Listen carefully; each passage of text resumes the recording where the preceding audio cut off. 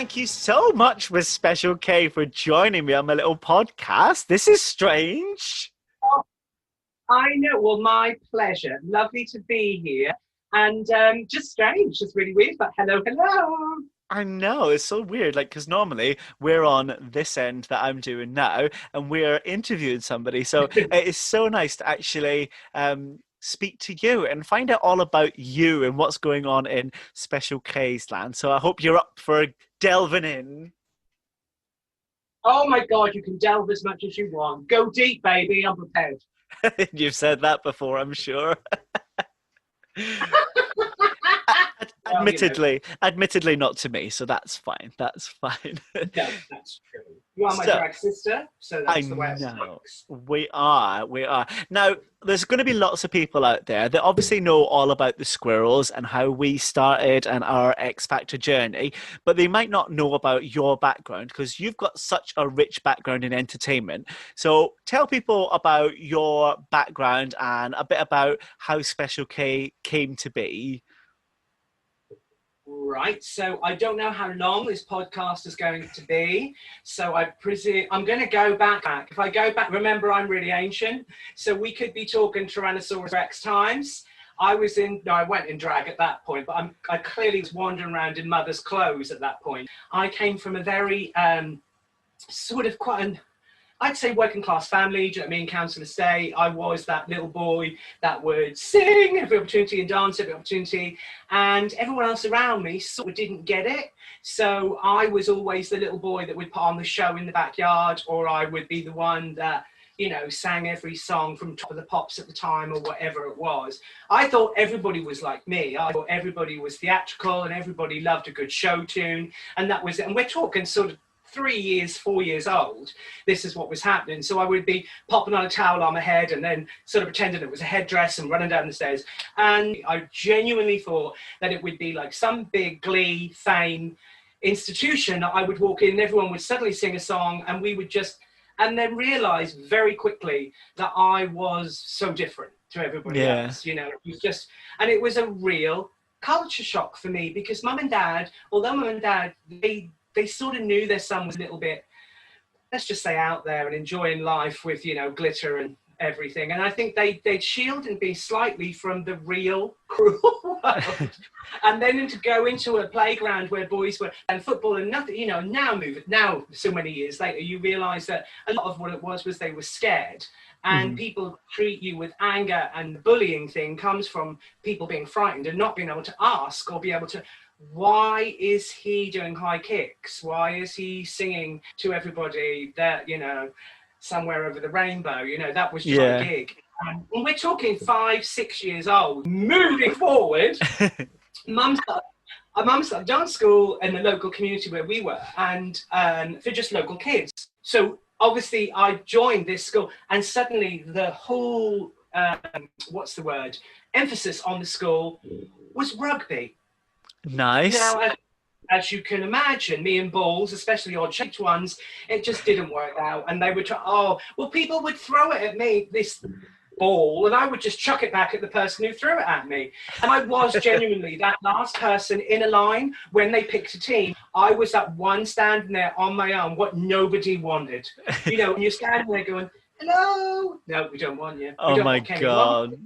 I know that feeling. Imagine. Yeah, I know that feeling all too well. I'd rather do the cheerleading. Can I just stand and get me some lovely pom poms, and I'll just cheer on the teams? Well, this is it, because there was nothing like that then. I mean, now it's fabulous. I mean, you look at so many things. Like I said, even talking about Glee and things like that. Yeah. Moving forward, we now have got so much more going on in schools. But at that time, it was. Let's be fair, it was a good 40 years ago, my darling. So When I was about 16, 17, suddenly I was in this really big disco dance team. We then travelled every week to these dance competitions. We became British dance champions. We then represented England in Disney, Florida, at the Epcot Centre. We won loads and loads of tournaments and trophies. And it was great. I mean, it was really good. Suddenly, I became a winner and at something. Do you know what I mean? It wasn't sport. But in another way, I always said to people when they asked, I said, I spend 8 hours a day sometimes in a dance studio. I am dripping sweat, you know. Mm-hmm. This is probably the most training you will ever do for a job. If that's not sport or athleticism, whatever it is, you know, then that is what I did. So I knew that although these people were playing football, I was just as sporty as them. And I had to hold girls above my head and do all the, you know, the lifts and stuff. And then I started doing cabaret. And I did cabaret as a dancer for many, many years with dance groups. We did, when it was the time when there was holiday camps, like before Butlins went down the road of having their own show team, they used to pull in other groups. So we would be guest cabarets, you know, and we would come in. So things like Haven and places like that. And when it was at its height, in the summer season, we were working every single night. I mean, we literally were, it's crazy. We used to rock up, and we were the dancers that went behind the acts. Yeah. So say it was Camden Ball, or say it was, and I don't know, Little Large, or that was that sort of era, that sort of time. Yeah. We were the dancers that started the show, and then if they did a number, we would come on behind them and do the showgirly type to it, number. Moving forward, I decided in my wisdom that I was going to move to, I'm sort of like bridging here. Do you know what I mean? There was a lot that went on between. I joined another with my sister and a friend of mine, Claire, and we were Shock 2. And we won a competition. We just won a competition, and it was, oh God, where was it? Newmarket Cabaret Club. Yeah. And that's where we went. And we became the support act there to people like Danny LaRue, oh God, Bob Monkhouse, Lenny Henry. There was just Ed Hale and Pace. These are people of that era. Do you know what I mean? And we were the acts that opened the show. So we would have these amazing people of the time who would come in, Joe Pasquale and things like that. And then we would do it the first act. We did have a run in with Bucks Fizz. Oh. Bucks Fizz came in and said, I'm going to drop some shade. I'm going to do it. And Cheryl, if you listen to this, you'll know. So we came in and we did we always came in and did a tech. We always did, usually the main act was standing at the back of the room watching what we did. So we wouldn't clash numbers and things like that. Anyway, we came on and we did, and our show was really fast. We were very young at the time, and there was lots of costume changes, and our lighting effects were really, really good. They were all programmed. Anyway, the Bucks Fizz team at the back turned around and said, you need to cut their lights. You need to get rid of all their effects. And we had a manager at the time, and she said, no, we don't. And she said, no, you do, because we're going to have to follow that, and you need to cut them. So they cut our lights literally down to on and off. That was how much. And part of it was part of our act. We did like UV numbers, you know, things where it all went dark, and we had a big spider's web that lit up. But it was literally switch a light on, switch a light off, just because they didn't want us to look better than them. Sorry, you guys, but it did happen. It is true. Oh, I love anyway, after shade. that, I then got a phone call from a Norwich agent who said, look, we're in the era of tributes, and I want to put together a Steps tribute. And I said, wow, Steps, what's Steps, 5, 6, 7? Oh no. I went, oh, I can't do that. I can't be in that. I can't wear white. I'm not doing it. Not doing that. Anyway, but I was brassic. I'd come back from London. I had no money. And it was basically a summer season at the coast, 2 or 3 nights a week doing, and it was the first album. So it was all songs like Last Thing on My Mind, you know, Shampoo Round and all that, and everything. And we had the little headsets, and we used to rock up at these holiday camps and pretend to be Steps. We called Steps Beyond. Who the hell would have thought that this tribute thing would explode? At that time, I mean, we've never had the like again, but it was amazing. I mean, I went on to produce for the company Venga Boys, Bewitched, Ronan, Ricky Martin. Jerry had just then gone solo, so I had a Jerry trip. Basically, every time I went in, he went, can you produce this show? Can you produce that show? And so they were touring everywhere. It was huge. It was a massive, huge thing. We ended up working for Thomson Gold, Steps Beyond. So we would go back and forth. They're called flybacks. We would go back and forth to hotels as Steps. And because they were Thompson Gold and Steps had just had an album which was called Gold, they linked the two together. And so we ended up doing this tour, which went on forever. And we were staying in 5-star hotels. I was pretending to be Lee, for God's sake. I mean, if anybody knows me at that time, I was a skinny rake, you know, and he's built like a brick poo house, you know, so it was one of those. But we had the best time. And then I got approached again by the same company, who came up to me and quietly whispered away from the other Step members, which was a bit of a, you know, dodgy thing to do. They said, we're putting together a new project called Dream Kids, and we'd like you to be in it and produce it, and it will be 10 kids of teens. I was so not a teen, but you know, and it would be, it was ridiculous. We would then go on tour, still doing tribute stuff, to start releasing original material. And we and the Telstar record company were on board. They wanted this thing, and it was with Surefire still. Anyway, I decided to leave Steps. Wasn't popular, but I did. And I was replaced very quickly. As you are in this business, people blink and they'll replace you. And I went into the, went forward and to produce Dream Kids, which originally was just 10 Dream Kids. We did auditions here, and we went on tour, and we did 170 shows back to back. And I remember getting, this is all up and down the country, and I remember getting halfway through it, and my mum and dad came to see me, and I was in tears. We were shattered. We were absolutely, our throats were raging. You know, I can't even explain to you how tough this tour was. We didn't have a day off. You know, we were literally, and when they booked this tour, I'm sure they had a dartboard with a map, and they just threw darts at it and just went, Scotland today, Dorset tomorrow. You know, so we'd never be in a hotel, we'd be traveling through the night. And it wasn't in the day, you know, the days now, they have lovely tour buses, little bunk beds and things like that. We were in a van, you know, we were in a van with a case, cramped up with some pillow that we managed to sort of steal from Travelodge. And that was it. So we would sometimes be traveling all night. We'd get to a theatre. We would then get there. Sometimes it'd have a laundry in the theatre. We'd wash clothes. Yeah. Do you know what I mean? It was just one of those. It was horrific. And it was a long tour. And I promised never to do it again. But then I did, because I needed the money. You do things when you need people. You definitely do. And like you did, it wasn't just like the one tour as well. Like you had one tour to begin with, but then didn't it branch off to like 8, 9, 10, 12 different things? It was unbelievable. In the end, because they called me Dream Daddy, because I was in charge of them all, produced the shows. We ended up with 50 Dream Kids. There was 50 Dream Kids. And at one point we had 4 Dream Kid teams which toured theatres, holiday camps. We had the Dream Kid Panto, which was a pop panto, which toured as well. We then had 4 cruise teams on P&O, Oriana, Aurora. Oh God, I can't remember all the others. But anyway, they were on that week. They did that as well. So we were constantly. I can't even tell you. I never was out of rehearsals, or I was never off the show. And I did. I mean, I'll be honest with you. I burnt out. There was no way I could keep doing it. The company wanted, and you got to think that I made the costumes. I produced the show.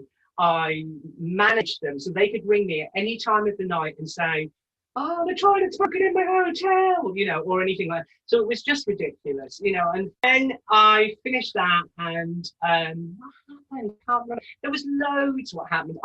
My journey to drag after that was quite fast, because a friend of mine said that they're doing a show in front of Priscilla, Queen of the Desert, at a cinema, and said they're asking for a load of queens to dress up in the costumes and perform the dance sequences like Rocky Horror, you know, when they have interactive in front of the screen. And this was at Cinema City in Norwich. And so we did it. And it was there that we started getting bookings I was in the Killer Queens at the time. And we did quite a lot. We ended up at the Royal Vauxhall in London, where I'd written a musical called Banged Up. And it was basically a musical about all these drag queens who had been, for various reasons, put in prison. And it was all monologues, but with songs. And we were all in our own cells, a bit like Cell Block Tango. Yeah. But we were all literally telling stories how we got, and us big lights would come on one at a time, and we would tell our story and do numbers together. And you know, it was good. We got to we got to the fringe, which was, you know, a lot of people don't get to do. And then I had a friend who was working in, not working, he was on holiday in the Canaries in Lanzarote. And I can't remember what I was doing anyway. I was watching Coronation Street or something. And he gave me a call and said, I'm standing in a club called the Musical Tavern. And I'm speaking to a guy next to me who's one of the queens here who owns it or runs it, and says they're looking for new talent. I thought of you. And I was like, yeah, well, I'm watching Corrie, to be honest with you. You know, whatever. I'll give him my number and I'll call back. So the phone went up within literally 10 minutes. The phone went again. I picked it up and it was Paul Carroll. And I remember speaking to him and he said, you know, we are branching out.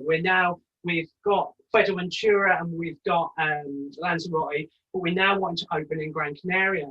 And we need new queens to be based in, and I've gone up to Gran Canaria so many times on holiday. Yeah. And one of my little dreams there was when I went to Cafe Labelle, because Cafe Labelle then was by Alan Ward, and Andy Martin, who runs Sparkles, was one of the queens there. So I used to be that little, not little boy, God's sake, but I mean about 20, 21, sitting in the audience going, oh, one day I want to be one of those queens. And so then I had an opportunity to open a new show, a new venue in Gran Canaria with the Musical Tavern team.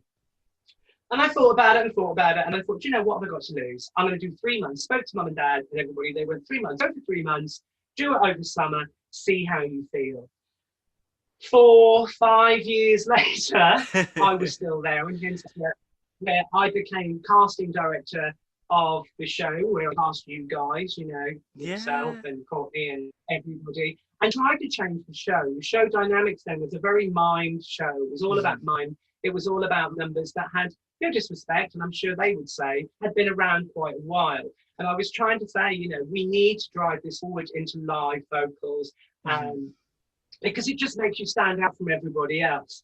Nothing wrong with lip sync, you know, RuPaul and all these guys make a lot of money out of it, but I was very much about that. I wanted it to be live. Because you're a vocalist as well. Like that was your background. You were a vocalist. You knew what you wanted to do, and you were strong at that. And obviously you have your dance ability as well. So, like, to make you do a mime number when you can get the comedy out of it and sing it live, it adds the whole new dimension, because you can come out of it and go, oh, hi there you, oh, and go back into it. So I'm very much, I mean, part of my act is that I like jumping in and out. I like that feeling of that I'm free enough to be able to, I mean, a lot of it is heavily choreographed. A lot of the numbers that you do when you say things, you've done them a million times and they come off the tongue. But sometimes something catches your eye in the audience. You need the freedom to be able to go, bam, I've just seen that and I need to react with that.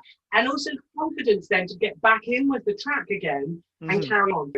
So what would you say, like, out of your wealth of experience, is there that one moment that always sticks out in your mind as the not necessarily the highlight, but like a turning point, or the moment where you thought, do you know what, I'm actually doing this, I'm actually enjoying this, and I've kind of made it. Do you know what I mean? Like that defining moment. I think there's been quite a few. There was one when we were in Steps and we did the Stadium of Lights. It was a football thing. And we were walking through the tunnel with the professional footballers. And I remember that moment of walking on, and the beginning of our music used to go, in 1900, band called Steps. And it used to go, la, la, la, la, la, la. But they were walking behind us and we were walking forward. And I just remember the noise of thousands and thousands of people in this Stadium of Lights. And we had a big, like, a thing in the middle of the whole stadium that they'd set up with all these lights and pyrotechnics. And it was like, for me, it was like the Super Bowl. Yeah. You know, I was like, this is little Kenny from Norwich. And there was flashes of cameras going everywhere. And you just felt, oh my God. So I always remember that moment of being something that I was so incredibly lucky.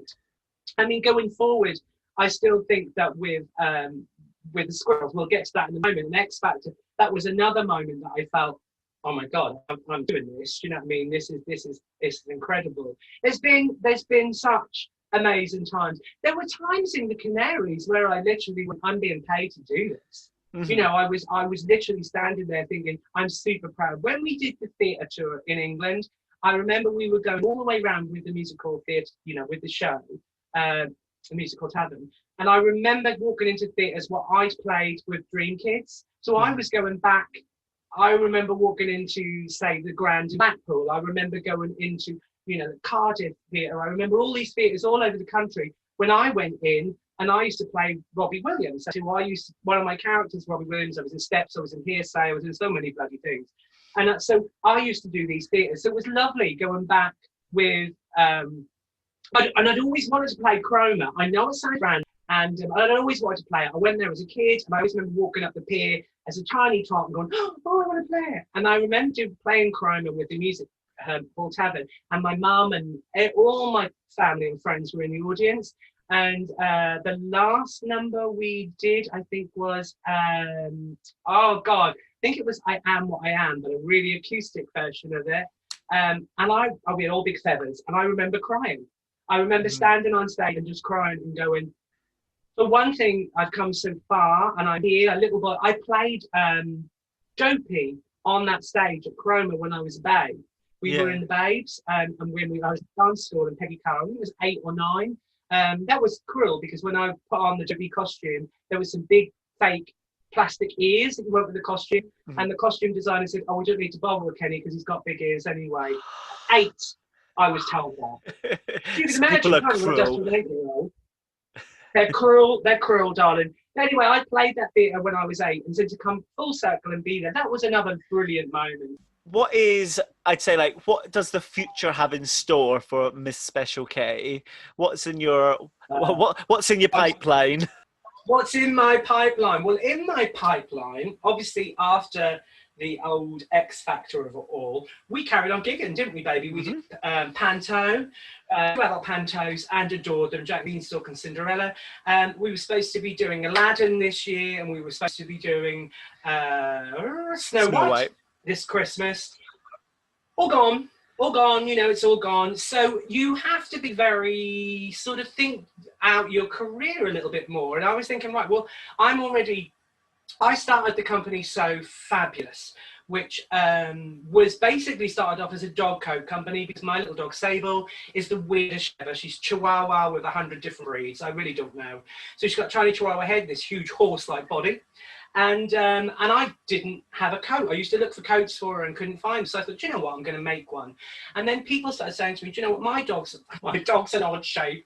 Could you do them? And it just carried on from there. And I thought, right, okay, well, I'm going to start doing craft fairs and things like that, which I did.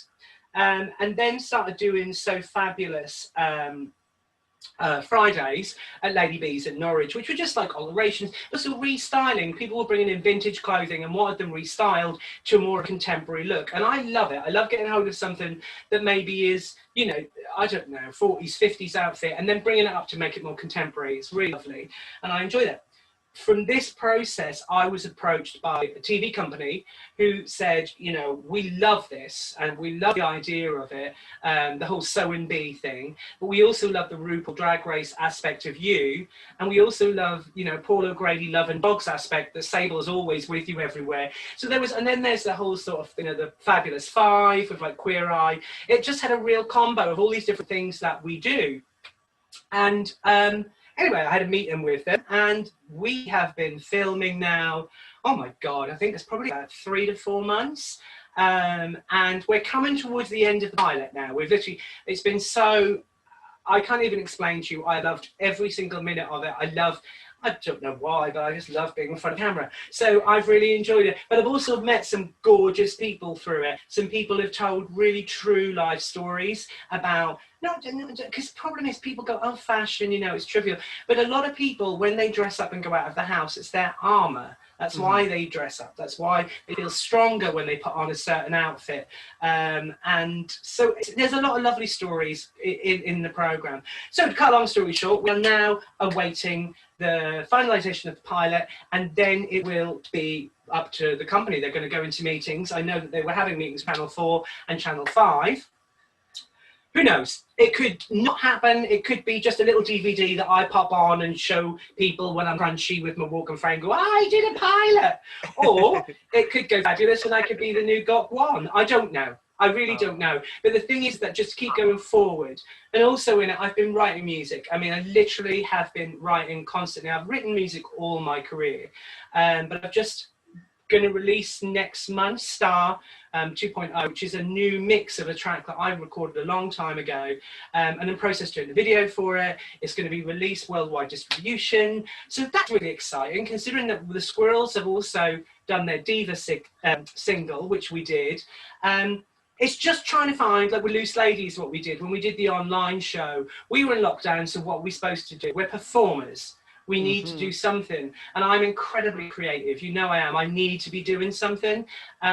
So that's why we recorded so much stuff, you know. And I think it's been good. It's been really good. I've enjoyed, amongst the horrible things, you know, I've enjoyed actually being able to be creative. And onwards we go. The thing I always said, and please people remember this, that you can read a book and you can copy and you can plagiarize and you can do all of the plagiarize, whatever it is, you can do all of that. But what's in here is original. Be original, use your own, because it will make you unique, it will make you different. And what makes you unique is a sellable commodity. No one wants to be the next copy of. Don't be the next copy of. Find something that's unique to you. And that's the thing. And usually it's the thing that's in your heart. It's the thing that makes you approachable. It's the thing that makes you... I know that when I'm presenting the program, when somebody's telling me the story, I genuinely get choked up because they're really true stories about what people have gone through. And I can empathize with them. But that's not a pretend Kenny. That's a real Kenny. You know, that's not a Special K character. That is what it is. So one of the questions that I've asked all of my guests on Miss Crystal Chats is... obviously, you've had such an amazing career.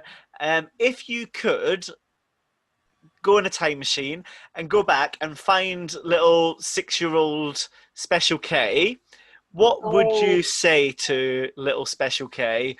What words of wisdom would you give her? You know, I would say to Kay not to worry so much. You know, just it will work itself out. You know, it's just keep being who you are. There are people out there who will love you and will understand and will want to be part of your journey. And the people who don't are missing out on a fabulous adventure.